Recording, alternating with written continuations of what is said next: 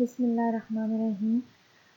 Allahumma salli ala Muhammadin wa ala ali Muhammad. Welcome viewers to my channel. So today we are going to complete our topic of developing core knowledge framework by discussing the third and last phase of managing core knowledge. In previous videos I shared some basic knowledge about phase 1 and phase 2 of managing core knowledge that were clarifying the core knowledge scope and define core knowledge parameters. In this video, I shall elaborate the topic developing the core knowledge structure, which is ultimately complete the whole knowledge management framework development process. Let's start the video without wasting much time. Here are the main points of discussions. In this session, I shall explain some topics under the heading of developing the core knowledge structure, mapping core knowledge, establishing and promoting the knowledge repository, Model 1 Relational Knowledge Map, Model 2 Operational Knowledge Map, design principles for an effective knowledge repository, promoting use of the core knowledge repository, and we will have a quick review of the session in the end. As we have come to know through previous 5 sessions of knowledge management, then the first 2 stages focused on clarifying the scope of the core knowledge to be preserved and disseminated, and then promoting this decision to the many stakeholders. However, a successful knowledge strategy relies on the successful translation of the principles and policies. Although the content management system offers a structured and considered approach to core knowledge development, it is the only method. An alternate option is user-driven core knowledge, where the user develops core knowledge as the need arises that encourage its broader adoption through its perceived value to others. This open and flexible approach requires little overseeing but may lead to an ill-defined knowledge set. In this situation, the organization may allow model used by an organization BP Amoco when it developed a system called Connect. In this system, personal and network profiles were established by peer groups and individuals based on their interpretation of the business plan and their projects. These profiles were personally managed but could be sorted through Connect to identify potential sources of support. Similarly, another organization, Xerox, also encouraged its knowledge consumer to set and manage their own agenda. However, this was in relation to technical projects, which are easier to define and categorize. A disadvantage of core knowledge development using a structure of this nature is that it can be much harder to integrate into a content management system, and then user may find it harder to identify or retrieve the knowledge which is created. This is an important issue to consider, as the activity cost of knowledge management must be borne somewhere, at either end of the process or at both ends. An effective system aims to provide knowledge that will be used by many. This means that time spent designing and structuring an effective system is well spent. Good planning and definition of nature of core knowledge is required to make such an effective system possible. Once the knowledge policy has defined the scope of the core knowledge to be captured and shared, the process of building a knowledge map can be managed more efficiently. Knowledge maps describe the core knowledge categories and focal areas on which the enterprise relies. They provide a structural breakdown of different areas that should be managed as core knowledge.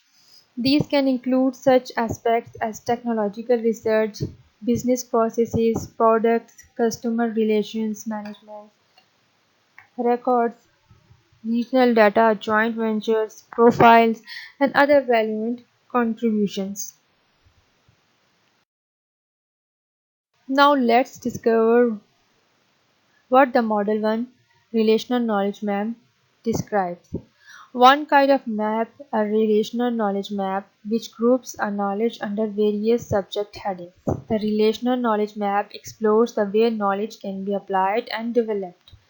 It recognizes that there can be different approaches to the same issue. For example, issues relating to product litigation might be approached from a product focus, but also through a more legalistic perspective. Similarly, fact sheet might be developed to provide full product specification or to support client education. The relational database enables better capture of the different approaches to similar issues. In this diagram of Model 1, we can see with the example of pharmaceutical firm.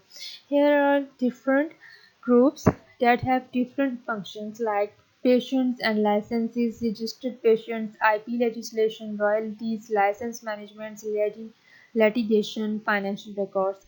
Then the another group is marketing, who take care of the customer relations managements, budget projects, campaigns. Next one is client educations, who done client services, previous strategies, online education fact sheets. Another one is contributor profiles, which deals with staff and partners.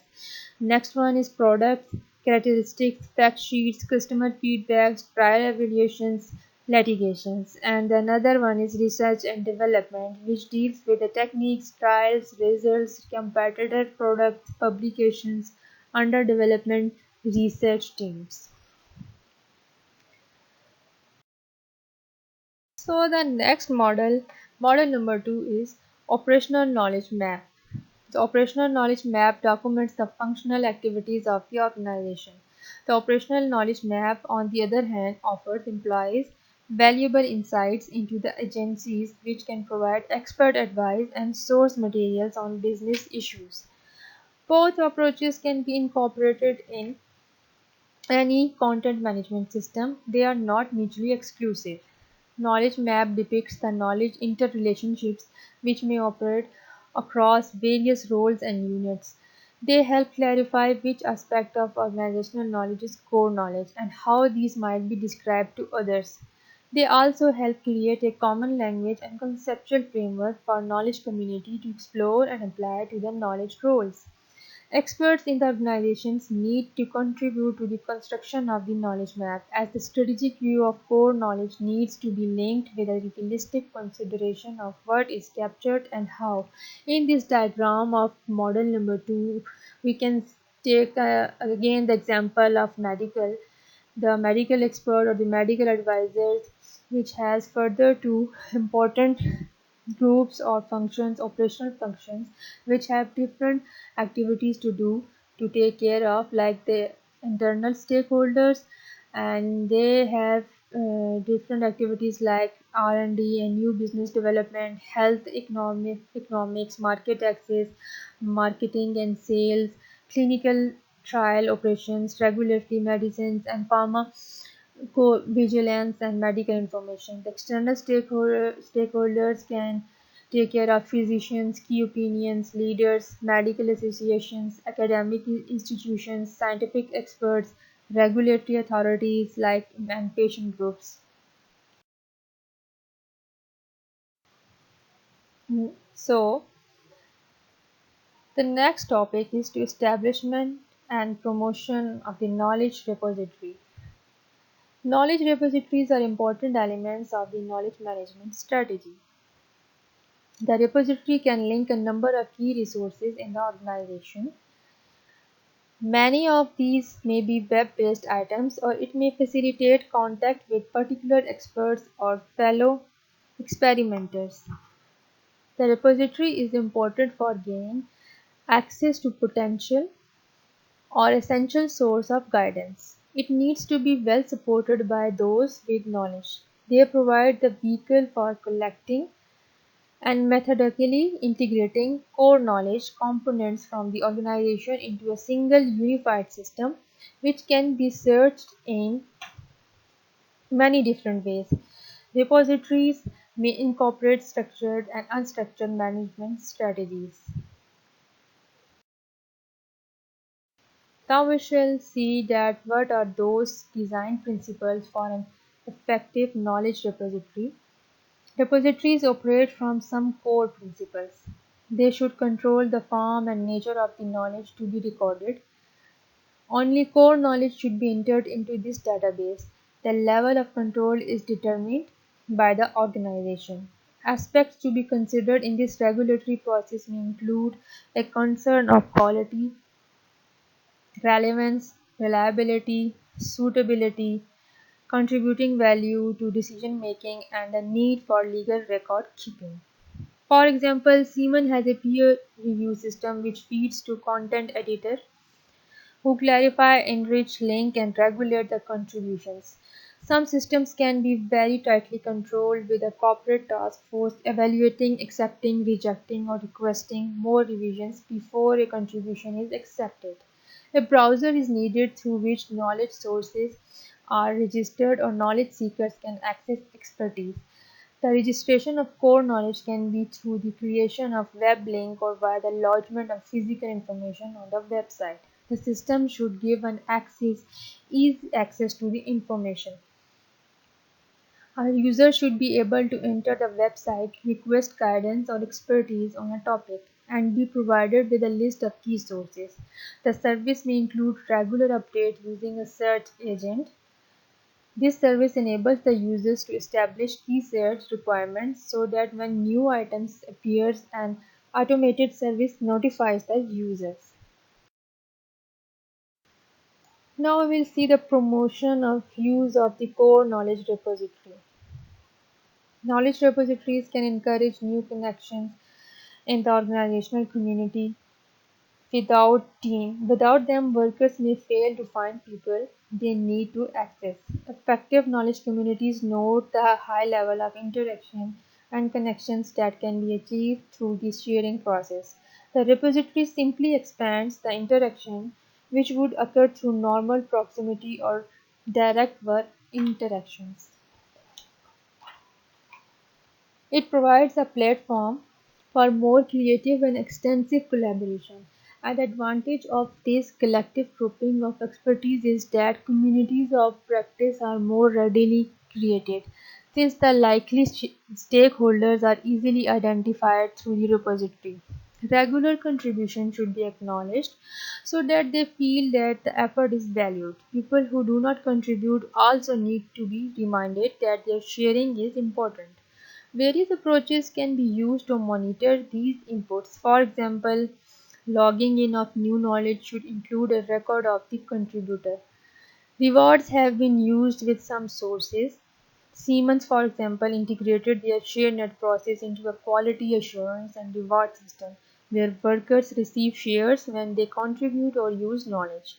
The use of feedback enables verification of the measure by various users so that quality and value is readily accessed. Staff promotions can be linked to the contributions made to collective knowledge.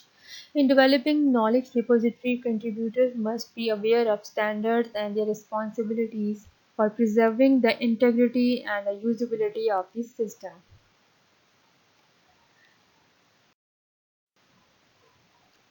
Alright viewers, let's quickly review our session. To encourage contributions and use of knowledge policy, organization may choose to reward and recognize contributions. They may also control and regulate the contributions to ensure a highly valued system is established. The development of knowledge repositories can be of value in providing effective access to structured and unstructured core knowledge management system. For this session, I have come up with some beautiful and intensive words delivered by Maulana Rumi Rahmatullah alayh. He said, "The art of knowing is knowing what to ignore." This quote has some very deep and influential meanings regarding any kind of knowledge, no matter whether it is spiritual or professional or scientific knowledge. So, viewers, think about it as a food for thought. Okay, viewers, that's all about today's session. Today, I have completed the initial stages of knowledge management process, but it is also important to have learning and knowledge about the people who take up and carry on the knowledge management process. For this purpose, now and in my upcoming videos, I am going to start the session on the knowledge leaders who play a very important role in defining, developing, supporting, and promoting successfully the whole knowledge management system. So don't miss my next video. It will be really helpful and useful for you. Till then, have a peaceful and safe time, and don't forget to like, share, subscribe this video. Thank you and stay blessed.